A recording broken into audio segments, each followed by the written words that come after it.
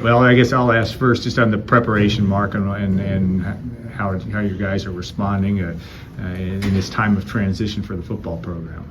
Yeah, there's a lot going on certainly, and we're focused on the guys that are with us right now, and some guys had to make some tough decisions, and they did what they felt like was best for them. So yeah, we're who we are. I mean, we got our guys, and it's a mix of some older guys and some younger guys, and these first 3 days of preparation have been good. I think we've come out and started to knock the rust off. Went full pads today, and typical Tuesday type practice for us. So they're doing well. Like I say, they're getting back in the swing of things, and now that they've gotten through finals, been a lot on their minds, and obviously with the changes within the program too. So it's a lot for young guys to digest, but I think they've handled it well so far, and we'll have a couple of days to rest up, and then we'll come back and get 3 good ones in next week before we give them a little bit of time off for the holidays. So far, so good. Who isn't available on your side of the ball? Who's not available? Yeah. After grades come out, these things always happen. Yeah, well, I haven't seen final grades yet, right? So, I mean, most of our guys are with us. Not totally sure what the status of Jalen Graham is right now, but we've played without him, early part of the season. So, but I think everybody else is out there. Obviously, Corey's made a decision not to be with us, so. Again, it's next man up, and I say the guys that are with us right now, a lot of them have played quite a bit of football for us. We've got to have some young people step up at certain spots, and that's just the day and age that we're in with college football. It's getting like this. Used to just be the first rounders that would opt out, and now you're getting more and more guys, and so you just you deal with it. And like I say, the guys that we have are the ones that we're focused on right now. The ones that have made a decision not to be here, we appreciate everything that they've done for Purdue football and Purdue University, and we're going to go down to Orlando and roll with the guys that we have. How much of an opportunity is it for some of these guys that haven't played a whole lot this year, where you say, hey, this is your chance to go out there and make a name for yourself? It's a great opportunity, right? I mean, who wouldn't want to strap it up and go out there against the likes of LSU, right? Great program, and so. There's some guys that maybe haven't played a lot of football right now that have to step up and emerge, and it's an opportunity for a lot of reasons, right? I mean, that's what the team needs right now, those guys to step up and respond. They're going to have a new, obviously with Coach Walters here, it's an opportunity for them to put their best foot forward and go out and perform on the big stage for their new head coach, and however that new staff's going to take shape. And then it's just a chance to lock arms with your brothers and go out one last time. This is the last chance that this team will ever be together. And again, we're a little bit shorthanded, but we're not focused on that. We're giving our current team, our current roster, the best that we got right now, and we're just doing very, very best we can. So so far so good, and we'll keep rolling ahead. Who are some of the young guys that you anticipate we'll see step up in snaps? Well, I mean, you're going to have to, with Corey Trice not playing, a guy like Brandon Callaway is going to have to step up and provide minutes. We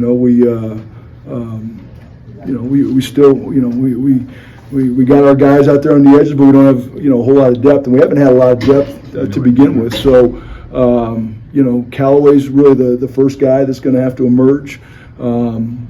Bryce Hampton's going to play more than he's played, but he's played this year, and played some good snaps for us. So Antonio Stevens is another guy that's going to have to step up, but he's been out there, right? He's been out there and gotten his feet wet. And there's others, but those are the 3 that really jump out to me right now. And we're probably more firm with the backers and the front guys.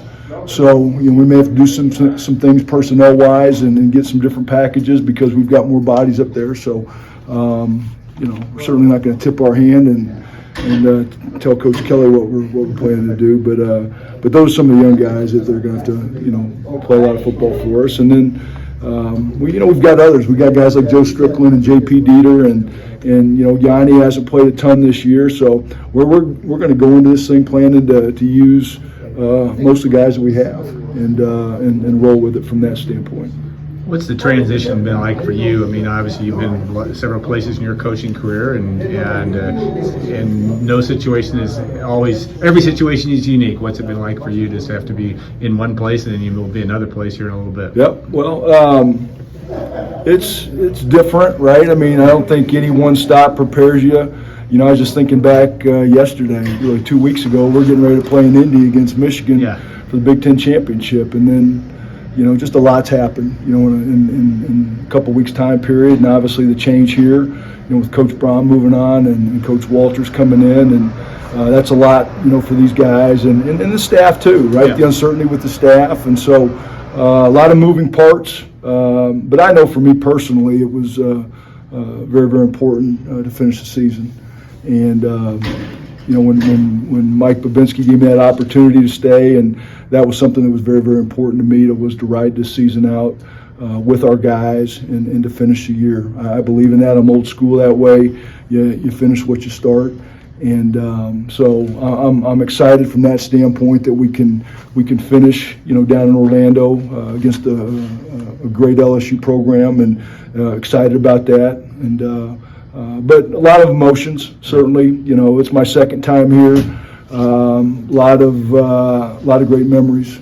You know, and if somebody would ask me before the season start, you know, do you envision yourself being here, you know, a year from now, or being somewhere else? I mean, being here, that's one of the reasons I was so excited when Coach Braun asked me to come back in January of 21. I just gotten fired at the University of Texas, and he called me that day and kind of planted the seeds to come back. And having been here 11 great years previous, was excited to get back here. And seen a lot of familiar faces throughout the year, former players coming back, and a lot of guys reaching out, and just a lot of great memories. So certainly miss that, but that's life. That's what we told our players when this all happened, right? Like, welcome to the real world. You know, sometimes you're riding high one day and then you get punched in the face, and that's what's great about the sport of football, is it teaches you, you know, how to respond and react to things like that. So we've all rolled our sleeves up and going to make it,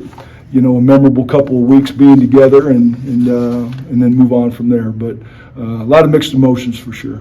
Obviously, LSU always has athletes. What are some of the challenges that's going against that offense? Well, it all starts with their quarterback, right? I mean, watched every game, and he makes them go, and I believe he was voted their most valuable player, which is a complete shocker there, right? I mean, he's an outstanding talent, and then they've got a ton of pieces around him. So it starts with him. He's a dual threat guy. People have had a tough time corralling him when you think you've got him contained and in the pocket. He's very, very slippery. Got a strong arm, you know, can make all the throws. So it starts with him. They're 3 deep at running back. You know, they're maybe not as shifty as some of the backs that we've played, but man, they're strong, they're downhill, and they roll 3 different guys in there. Outstanding talent at the wide receiver position. They spread it around, and then they've got a freshman tight end that kind of had his coming out party against Alabama, had a huge game, caught the 2-point winner. So, you know, they're big up front, like all LSU lines are, big and strong and physical. They got a couple young tackles that are very athletic. I've talked to guys at other schools that, even though they're freshmen, they're very, very talented. So we got our work cut out for us. But you know, I'm excited to watch our guys come together and you know, go out and perform on the second.